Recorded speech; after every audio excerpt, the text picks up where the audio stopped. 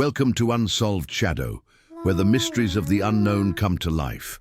I'm your host, Gafar, and today we dive deep into real, spine-chilling stories that will keep you up at night. Are you ready to uncover the truth behind the shadows? Let's get started. Story 1. The Boy in the Ducts. It started with a strange sound, one that shouldn't have come from inside the walls. In 2001, in a quiet neighborhood in Denver, Colorado, a single mother named Claire moved into an old two-story house with her 9-year-old son, Ryan. It was a fixer-upper, but the price had been too good to ignore. She assumed the creaking floors and occasional thumps were just the quirks of an old house. But Ryan insisted that something was wrong. He told her, "There's a boy in the walls." At first, Claire chalked it up to imagination. Kids sometimes create imaginary friends, especially in unfamiliar places. But Ryan didn't describe a friend. He described a boy with dirty fingers, watching him through the vents at night. He said the boy whispered things, but he couldn't understand the words, just a raspy muttering. Claire didn't believe him until she started hearing it too. Late at night, after Ryan was asleep, she would sit in the living room with the TV on low and hear the distinct sound of fingernails scratching inside the air ducts. It was faint, but persistent. She called in an HVAC technician, thinking it could be an animal. The technician checked the system, crawled through the attic and basement, and finally told her the chilling truth. There's no way an animal could be in there. The ducts are too narrow, and there's no sign of droppings or nesting. One night, Claire stayed up late reading, trying to calm herself down. Around 2 a.m., she heard what she later described as childlike laughter coming from the ceiling vent. She froze, heart pounding. The laughter was brief, a short, choked giggle, and then silence. She burst into Ryan's room to check on him. He was sleeping, but his window was wide open, despite Claire having locked it earlier that night. No signs of forced entry, no footprints outside. She installed a baby monitor in his room the next day, just to be safe.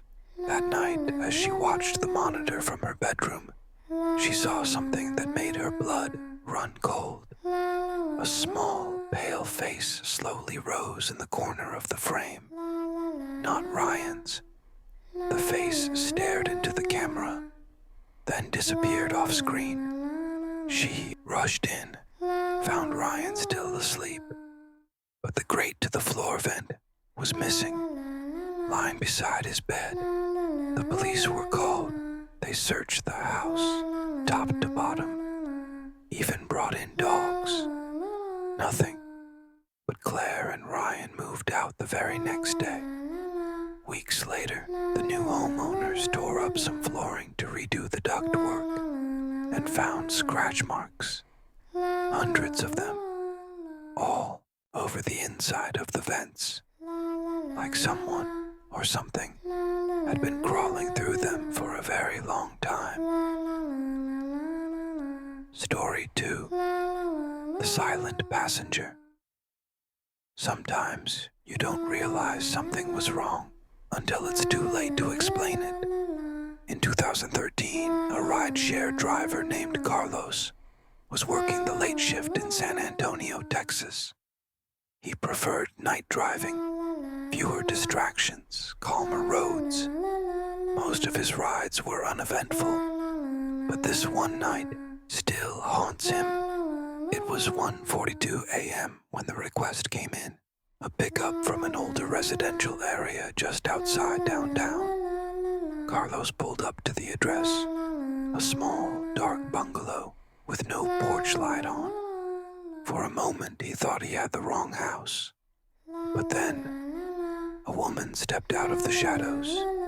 She looked to be in her late 20s, pale, wearing a black dress that looked oddly outdated, almost vintage, like something out of a 1950s photo.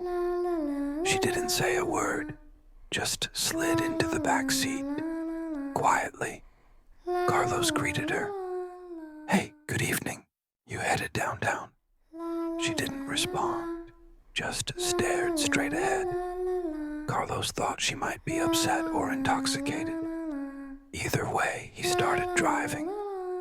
The trip was supposed to be a 15-minute ride. The entire time, she said nothing. No phone, no movement, not even blinking from what he could see in the rearview mirror. Carlos tried again. Rough night. Still nothing. But then, midway through the drive, the car suddenly got ice cold. The heater was on. It had been on for the last half hour, yet Carlos could see his breath in the air, even though it was 60 degrees outside. That's when the woman finally spoke, a soft whisper, barely audible. "Stop here." Carlos pulled over. They were in front of an abandoned textile factory. No lights, no movement, just a boarded-up gate and cracked windows. He turned around and asked, "Are you sure this is the place?" But she was gone. The back seat was completely empty. No door had opened. No sound. Nothing. Carlos stepped out, circled the car in confusion. The seatbelt in the back was still slightly twisted, like someone had been sitting there. He drove away, fast, rattled. When he checked his app history later, there was no record of that ride, no fare, no timestamp, nothing. Just a blank gap between 1:42 and 1:57 a.m. Curious and shaken, Carlos mentioned the incident to a local gas station clerk a few nights later, just trying to talk it out. The man behind the counter grew quiet. "You said she got in from that old neighborhood." Carlos nodded. The clerk leaned in and said, "You're not the first one. That woman, she died back in the 60s. Car crash just outside that factory. People say her spirit tries to find her way back. Always in a black dress. Always silent." Carlos never drove in that area again, but sometimes when he drives alone at night, he still checks the rearview mirror just to be sure no one is sitting there without a sound. Story 3. The Boy in the Crawlspace. Sometimes it's not a ghost that haunts you. Sometimes it's something real, something alive. In 2008, a woman named Elise moved into a small rental home just outside Eugene, Oregon. She was in her early 30s, recently divorced, and trying to start over. The house was older but cozy.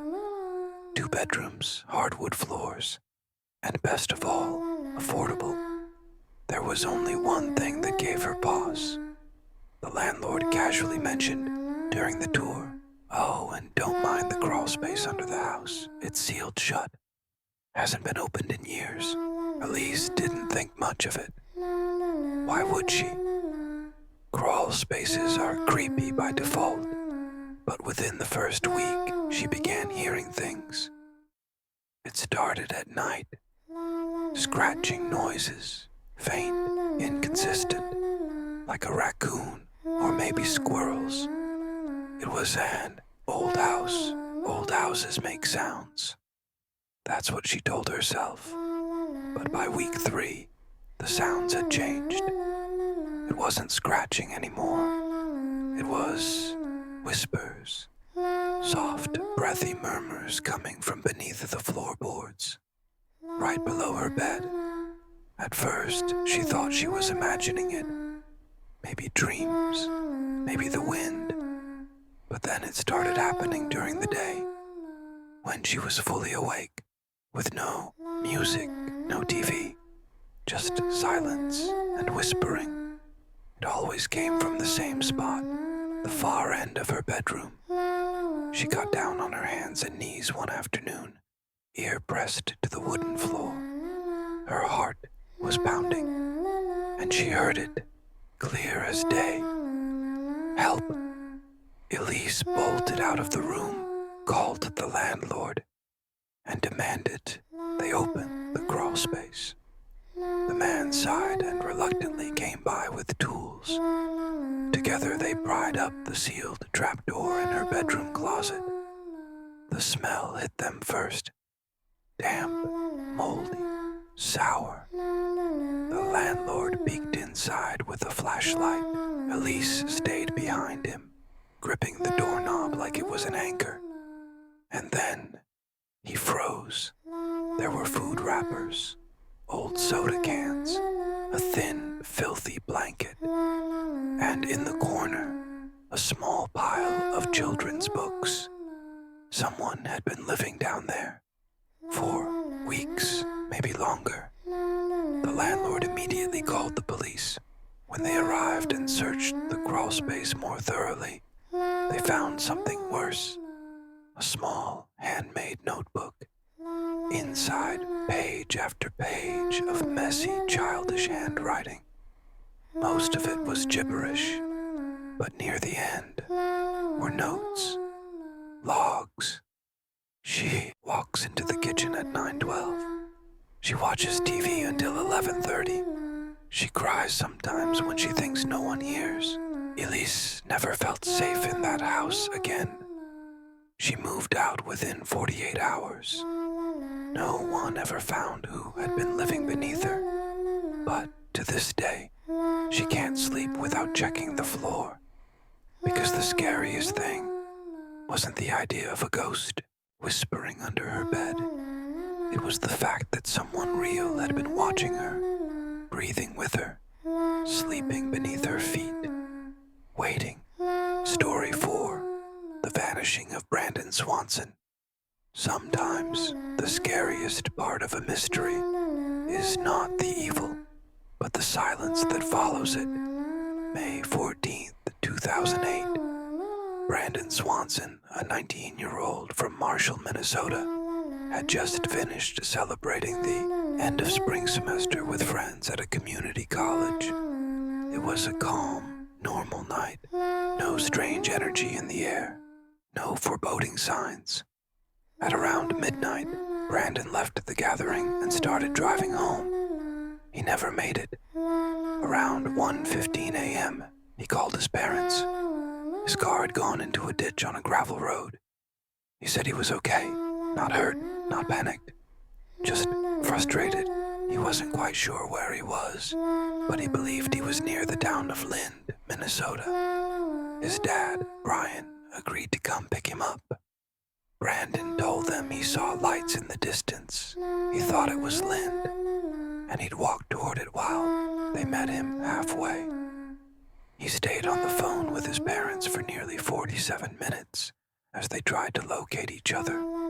But then, suddenly, Brandon gasped, "Oos," and the line went dead. No crash, no struggle, no sound of running. Just a single startled exclamation, and then silence. His parents kept trying to call back. The phone rang, but there was no answer. When police traced the call, they discovered something chilling. Brandon hadn't been near Lind at all. He had been 25 miles away, near a tiny rural town called Taunton, in the middle of nowhere. No streetlights, no homes nearby. Only empty fields, tall grass, and shallow ditches. Police searched for months. Dogs picked up his scent along a riverbank, then lost it. His car was found abandoned, not crashed, with keys missing. No footprints, no clothing, no phone, no body. He had simply vanished. In the time it takes to blink. But here's where it gets even more disturbing. Brandon's parents believe, to this day, that he was near someone, Someone he saw in the dark. Someone he didn't expect. That gasp, "Os," wasn't panic from falling. It was reaction, a human, startled response to something terrifying. But what? A person, an animal, something that moved when it shouldn't have. We'll never know. Over a decade later, Brandon's body has never been found. His phone was never recovered, and his last words, that single, stunned breath, are all his family has left. One moment, he was there. The next, he was gone. And in the great, open fields of Minnesota, the silence still lingers. Story 5. The last broadcast from Granger Taylor. What if someone told you they were leaving to go into space, and then they actually disappeared forever? Granger Taylor wasn't your typical man. He was a quiet, brilliant mechanic from Vancouver Island, Canada. Born in 1948, Granger had a gift for machines. By the time he was in his 20s, he had restored steam locomotives, rebuilt vintage cars, and even constructed a life-sized flying saucer in his backyard using scrap metal. Locals called him eccentric, but not crazy, just different. He believed there was more to life than Earth. In fact, he began telling friends and family he had been communicating telepathically with aliens, that they were teaching him things, showing him glimpses of technology far beyond human understanding. In late 1980, Granger began dropping hints that something big was coming, something transformational. He told people, "They're coming to pick me up. I'll be gone for 42 months. Don't worry." And then, on November 29th, 1980, he left a note for his parents. "Dear Mother and Father, I have gone away to walk aboard an alien spaceship, as recurring dreams assured a 42-month interstellar voyage to explore the vast universe. Please don't worry. I am not dead. I will return." That night there was a heavy storm. Rain lashed against the windows. The winds howled through the trees of the remote island. And Granger Taylor vanished. His pickup truck was gone. No one saw him leave. He was never seen again. The police were baffled. There was no trace of him. No calls, no sightings, nothing. For years, his disappearance was treated like an unsolvable riddle. Did he just wander into the woods and vanish? Did he fake his own death? Was he mentally ill? Or did he actually go somewhere? 8 years later, in 1987, a breakthrough of sorts. On a mountain logging road not far from his home, fragments of a blown-apart pickup truck were found. The serial number matched Granger's vehicle. Scattered around it were tiny bits of human bone, though they were never definitively confirmed to be his. No one knows what caused the explosion. No one knows why his truck would be up in the mountains, or how it could have gone undetected for so long. And still, some believe that wasn't him, that the explosion was planted, that Granger made it off Earth, or was taken.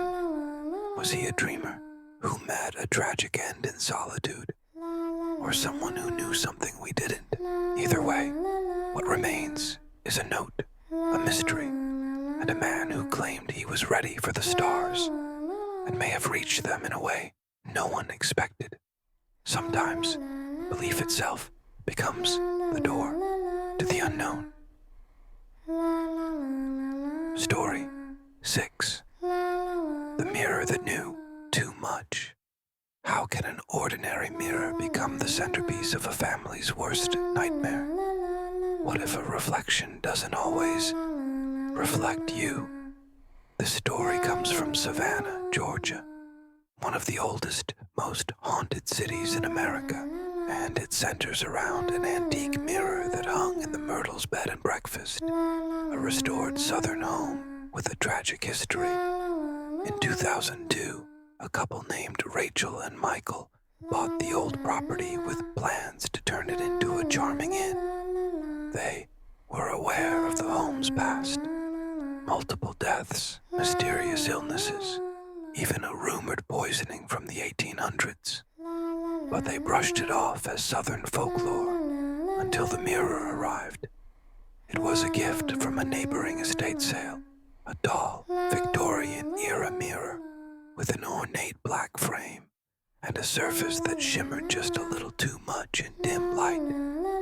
Rachel hung it in the front hallway, but from the very beginning, something felt wrong. Guests started mentioning strange things. One woman reported seeing a girl in the mirror, not behind her, not in the room, in the glass itself, standing still, dressed in white, eyes dark, just staring. Another couple told Rachel they had seen handprints slowly appear on the inside of the mirror, even though no one was near it. Rachel, skeptical but curious, cleaned the mirror daily, but the handprints would return overnight, not smudges, full, child-sized prints from the inside. Then things got darker. Rachel started having dreams, always the same. A girl trapped in a room of mirrors, screaming but making no sound, her hands bloody, pounding on glass, night after night. One morning, Rachel woke up and found the mirror cracked, not shattered, but split down the center. Inside the crack, a shadow moved. That same day, she did some digging. She contacted the estate where the mirror came from. The previous owner, a woman named Eleanor, whose daughter Clara died in that very house. In front of the mirror, she had a seizure, collapsed, and died instantly. After that, Eleanor claimed she could still see Clara's reflection in the glass. When she tried to get rid of it, every buyer returned it. Some reported hallucinations. One said he nearly drove off a bridge after seeing someone in the rearview mirror who wasn't there. The final straw came when Rachel's youngest son began talking to the girl in the mirror. He said her name was Clara, and that she was lonely.